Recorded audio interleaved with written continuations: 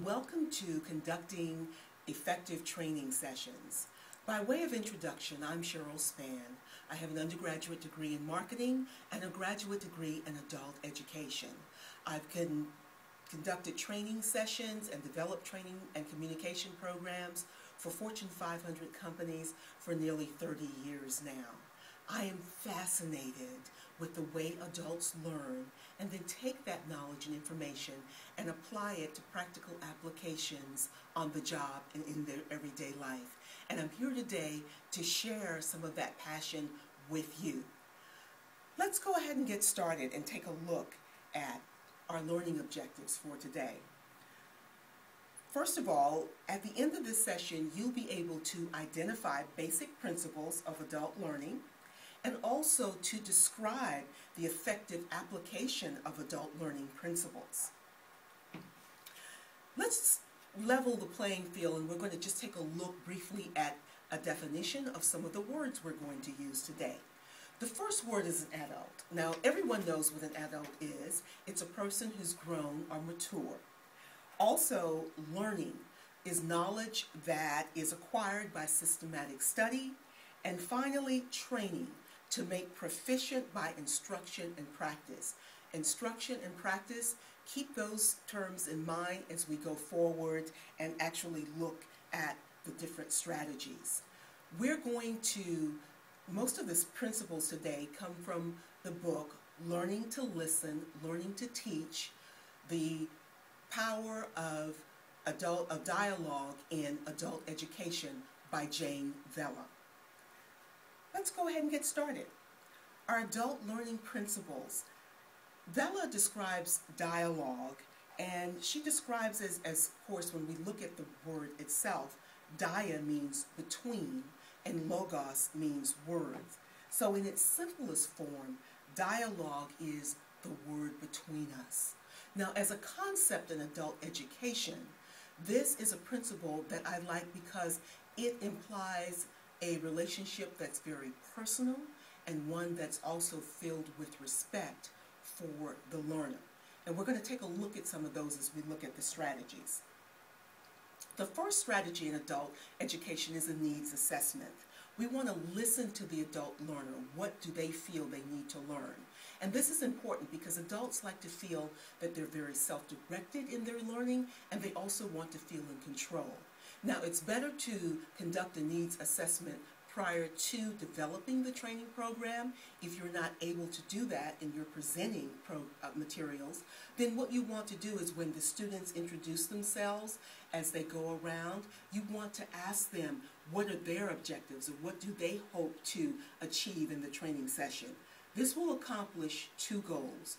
One, it will validate their reasons for coming, and two, it will allow you to incorporate those responses for more effective learning as you go through the training materials. Our second strategy is respect and safety. We want to respect the learner as individuals in charge of their own learning. And again, this is the principle of respect. Also, adult learners want to be able to trust the experience and competence of the trainer. And you'll notice in the introduction, I gave you a little bit of my credentials and my background so that we could establish some of that trust even in this one-way type of medium that we're using here. In addition, adult learners expect clear objectives. They want to know, what are we going to do today? And that is a fair question. Also, a non-judgmental environment. Adult learners like to use their past experiences, and they use those as a foundation to build on. And so in the course of those conversations, you'll have people sharing knowledge, and you want that to be in a non-judgmental environment, and that's particularly helpful in our diverse culture today. Also, teamwork. We live in a society that's based on teamwork. To give you an example, if you remember the original Star Trek with Captain Kirk led all of the landing parties. He single-handedly made all of the decisions. In contrast, Star Trek: The Next Generation, Captain Picard used a team to run the Enterprise and to make decisions. And more in life, and particularly on the job, we're more involved in teamwork. Immediacy is another principle. Everyone's busy. Everyone wants to make effective use of their time. Adult learners need to see the immediate usefulness of the terms, and of course, what's in it for me?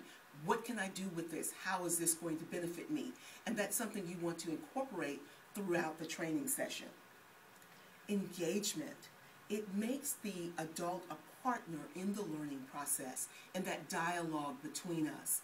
Of course, you can present the materials, but it's up to the learner to actually learn and then, of course, to apply that information. And also with the engagement, it recognizes adults as mature individuals who are leaders and decision makers in their everyday lives.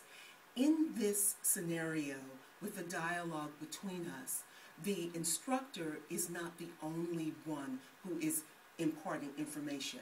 As an instructor, you'll learn from the students, and then students will then learn from each other, which makes a more dynamic learning environment. Praxis is a term that we're going to look at next. Research has shown that adults learn best by doing. And praxis is a Greek word that means action with reflection. Action and doing, and reflection thinking through. Now, the uses of praxis in your training will be case studies, videos, or stories. And of course, this increases the engagement and the teamwork, the principles that we discussed earlier. To work through praxis, you will use a series of open-ended questions that will guide the learner through description, analysis, application, and finally on to implementation. Our last strategy is accountability. It's a synthesis of everything that we've learned, and it transcends the training out into the real world and practical application. It ensures that the course objectives are both taught, which is the responsibility of the instructor, and learned, which is the responsibility of the student. And it also ensures that learners can demonstrate the knowledge and skills that you've set out prescribed in the objectives. Now, let's review. The needs assessment means the need to involve the learner in the objectives and the development of the learning material, or at least to help them have some input. Respect and safety, a respect for the individual, a non-judgmental environment, and teamwork. Sound relationships, we didn't really talk about that one, but that plays into respect and safety. Immediacy is the urgency, of course, and what's in it for me, and of course engagement, that dynamic environment where students are learning from each other, you're learning from students. Praxis, action, and then the process of thinking through from description to analysis, application, and then implementation, and finally accountability. Again, the materials that we've talked about today are contained in Learning to Listen, Learning to Teach, The Power of Dialogue in Educating Adults by Jane Vella.